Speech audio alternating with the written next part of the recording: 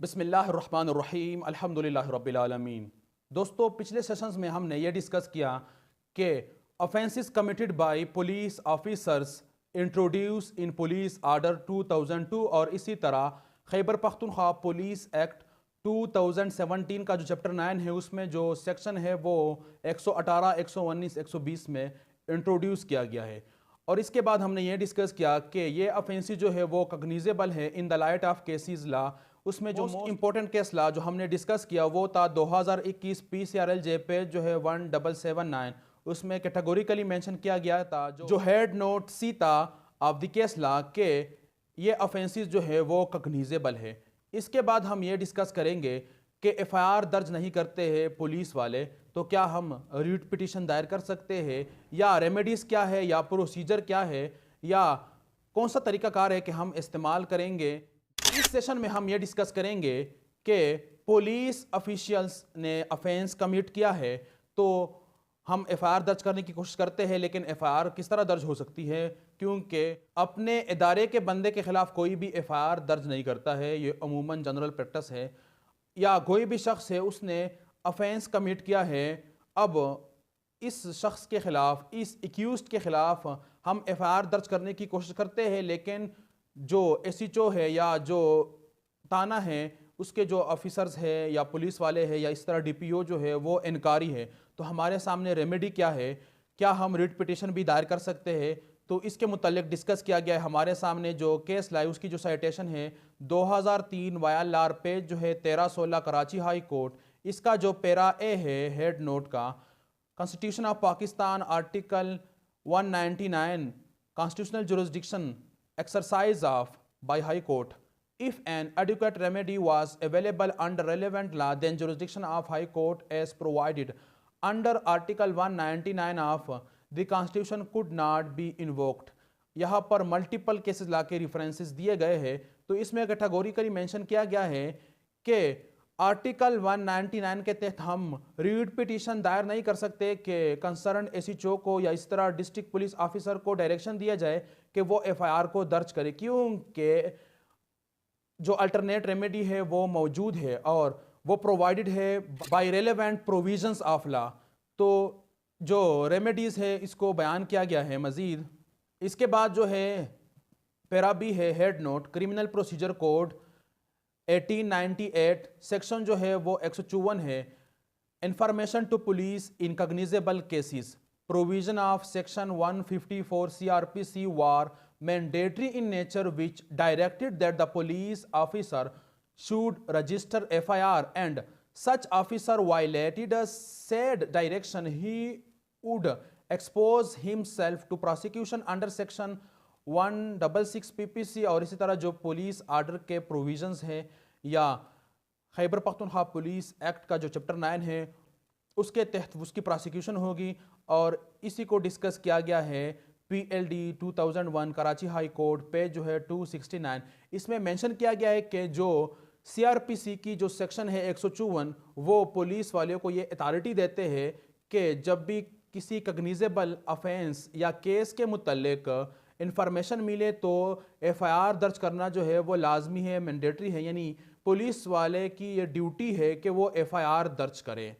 इसके बाद जो है पैरासी है, इसमें सेक्शन 200 कंप्लेंट के बारे में बयान किया गया है। लॉजिंग ऑफ डायरेक्ट कंप्लेंट या इंस्टीट्यूशन या फाइलिंग ऑफ प्राइवेट डायरेक्ट या इसी तरह क्रिमिनल कंप्लेंट अंडर सेक्शन 200, तो ये दायर किया जाता है बिफोर मजिस्ट्रेट, और magistrate under section 202 sub section 1 के तहत एम्पावर्ड है कि वो इस केस में इन्वेस्टिगेशन का हुक्म दे दे, बाई पुलिस ऑफिसर कंडक्ट करे, और या ये कि इंक्वायरी कंडक्ट करे by order to authorise any person to conduct inquiry या इन्वेस्टिगेशन।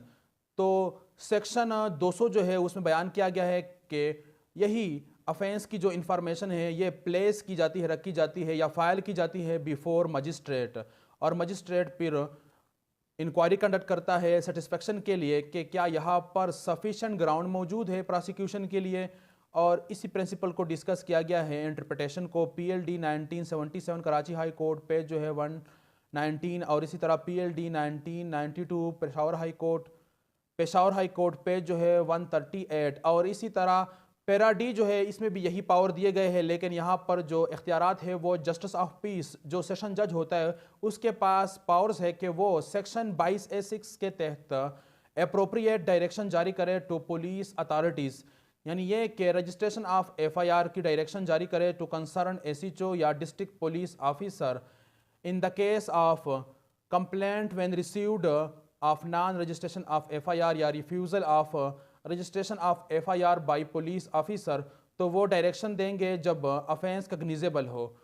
तो ये हो गया 22A6। इसके बाद जो है वो पैरा ई है, इसमें इन सब रेमेडीज़ को कंबाइन किया गया है, कलेक्ट किया गया है, बयान किया गया कि सेक्शन 22A6 और 154 और 156 3 या 3 और इसी तरह 200 200। इसके बाद जो हेडिंग है refusal of police to register FIR के पुलिस वालों ने इनकार किया कि हम FIR दर्ज नहीं करेंगे, यानी FIR दर्ज करने से पुलिस वाले इनकारी रहे या इनकारी थे। तो रेमेडी क्या है?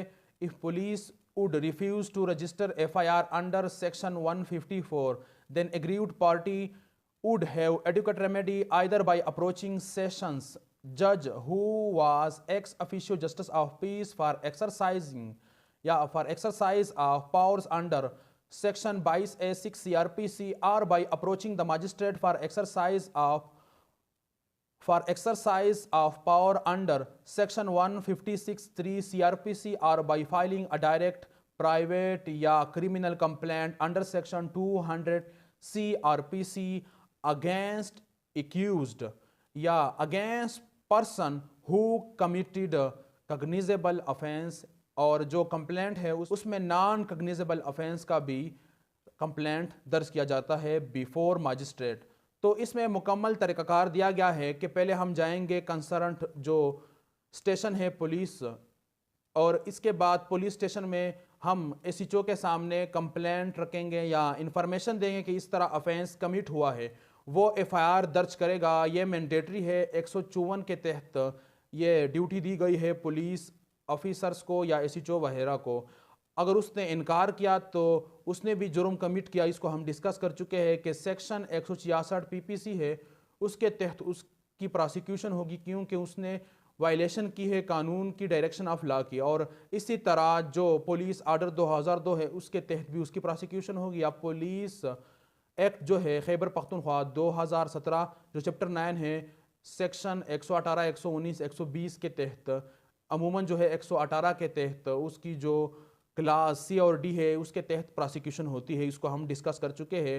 और अब पुलिस ऑफिसर जो है या जो कंसर्न SHO है वो भी इनकारी है, और हमने पिटीशन भी सबमिट कर दी बिफोर DPO या SSP या इसी तरह SP, और उसने भी यानी कोई डायरेक्शन नहीं दिए या कोई रिज़ल्ट नहीं आया। तो इसके बाद हम 22A6 के तहत बिफोर जस्टिस ऑफ पीस या सेशंस जज के अदालत में हम पिटीशन दायर करेंगे फॉर पासिंग डायरेक्शंस या given direction to concerned SHO for lodging FIR या फॉर रजिस्ट्रेशन ऑफ FIR, और वो दिए जाते हैं डायरेक्शन अंडर सेक्शन 22A6 के तहत। और इसके बाद 156(3) के तहत भी हम इंफॉर्मेशन प्लेस कर सकते हैं, रख सकते हैं बिफोर मजिस्ट्रेट या कंप्लेंट दर्ज कर सकते हैं, और वो भी डायरेक्शन दे सकता है कंसर्न अथॉरिटी को, यानी जो कंसर्न SHO है या पुलिस स्टेशन है कि FIR दर्ज किया जाए या इन्वेस्टिगेट किया जाए। और इसके बाद अगर इन सब रेमेडीज़ में हम फेल हो गए, कोई रिलीफ नहीं मिला, तो एट द लास्ट जो रेमेडी है वो सेक्शन 200 CRPC के तहत हम कंप्लेंट दायर करेंगे बिफोर मजिस्ट्रेट, और फिर मजिस्ट्रेट जो है वो इंक्वायरी कंडक्ट करेगा 202 के तहत। जब सफिशेंट ग्राउंड मौजूद होंगे, मजिस्ट्रेट सेटिस्फाइड हो जाएगा तो प्रोसेस इशू करेगा, एक्यूज्ड को बुलाएगा, समन वारंट जारी करेगा, उसके बाद चार्ज फ्रेम होगा और ट्रायल शुरू हो जाएगा।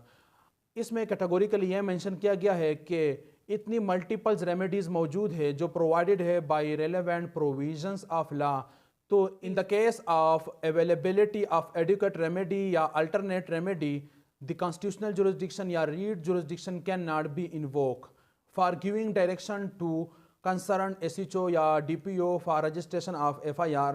यानी ये कि रीड पिटिशन अंडर आर्टिकल 199 जो है वो एंटरटेनेबल नहीं है या मेंटेनेबल नहीं है, क्योंकि एडिक्वेट रेमेडीज़ मौजूद है या अल्टरनेटिव रेमेडीज़ मौजूद है, लिहाजा उनको अवेल कर देना चाहिए। और इसी तरह जो सेक्शन 200 के तहत जो CRPC की रेमेडी है, जो कंप्लेंट दायर किया जाता है, कंप्लेंट की डिसमिसल के बाद दोबारा भी कंप्लेंट दायर किया जा सकता है, उस पर कोई बार नहीं है।